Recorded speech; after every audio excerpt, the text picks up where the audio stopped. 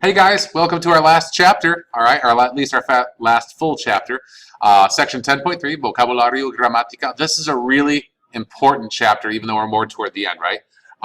It will cover a new tense, and for Spanish 1 students, this is something that's a little bit new for you. Everything we've been doing so far has either been the present tense or the present progressive tense or telling people to do things. It all happens in a time frame that's considered to be now-ish or in general. The past tense, in this case, is going to be what's called the preterite tense, talks about events and things that have happened in the past. So it changes the time frame in which we're discussing. So there's a new, different way to do that. So I'm going to show you what those endings look like. Basically, the process doesn't change too much. You still conjugate things the same way. It's just that the conjugation endings are a little bit different. So we're going to spend a little bit of time with that today. Not a lot, just enough to give you an introduction, and we'll take it from there. I do have to apologize for a couple different things. First of all, the hair. It's crazy hair day today here at Heritage, so the day that I casted this out happened to fall on the same day. The second item is that this is our last screencast of the academic year.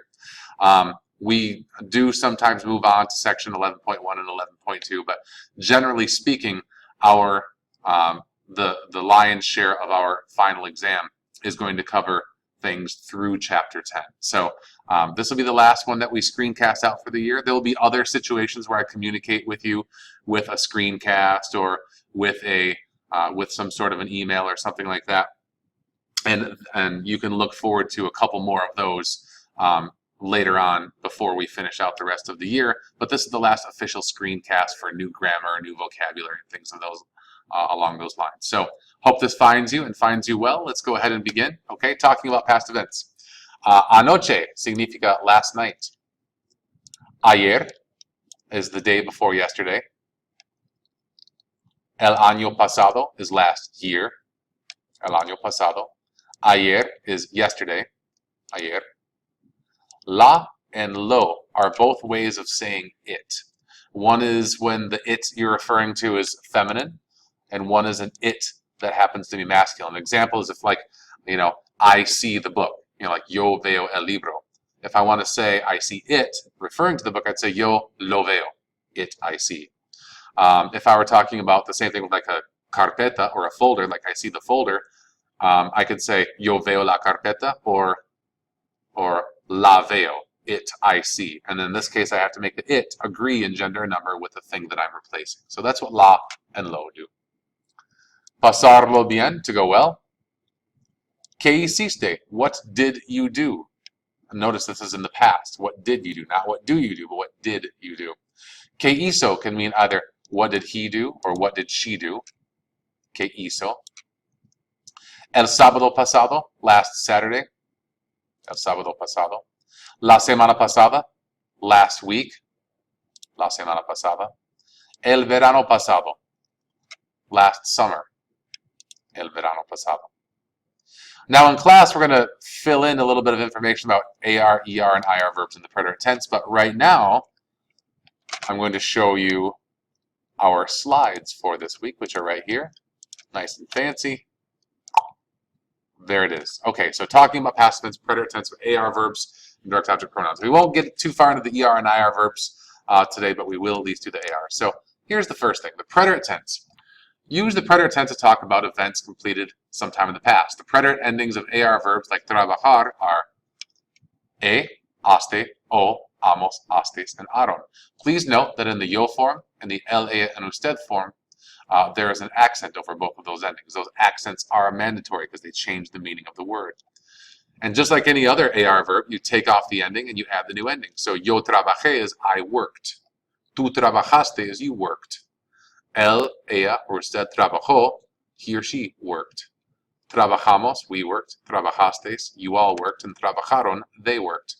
Please note that trabajamos, the nosotros forms in the preterite tense, are the same as the present tense. So when you're using or intending to use the preterite tense, obviously there will be some context clues that allow you to know whether they're saying, for example, we work versus we worked. You know, we run versus we ran. that will unfold during the course of the discussion. If you say yesterday I run, it doesn't make sense. So you know that it means yesterday, or I'm sorry, yesterday we run becomes yesterday we ran, right?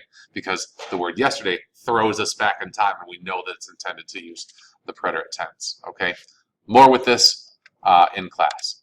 La próxima, direct object pronouns. I'm going to have to move my screen a little bit here. Okay, so just as we use subject pronouns to avoid the repetition of names, we can use direct object pronouns to refer to something or somebody already mentioned. The singular forms are lo and la. It can mean him or it. It can also mean you formal, but not very often. So the pronoun agrees in gender with the noun that it's replaced and comes right before the verb.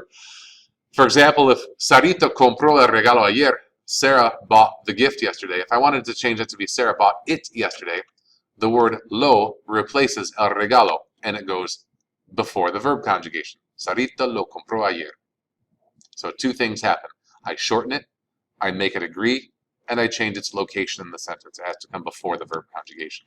Here's another example. Here's a feminine example. Daniel, lavaste la ropa anoche? Danielle, did you clean the clothes, or did you wash the clothing last night? And the answer is sí. Ya la lavé anoche. Yes, it. I cleaned last night. Notice that I replaced la ropa with la, and I placed it right before the verb conjugation again. So when you use direct object pronouns, they must come before verb conjugations, not after, like they do in English, and not like their non-pronoun counterparts, just direct objects by themselves. Those come after the verb too. So I know that's a lot of grammar, and it can be potentially confusing, but we're going to hammer out all the details and get lots of practice during class. I hope this is helpful for you. I hope that all went well this year. I hope that these screencasts are very, very beneficial. That is my intent, is to make them so. At the very least, they help you when you miss, and you know what you missed, right? So if you have any questions or need anything, please feel free to email me or give me a call. Ciao, hasta luego, y adios.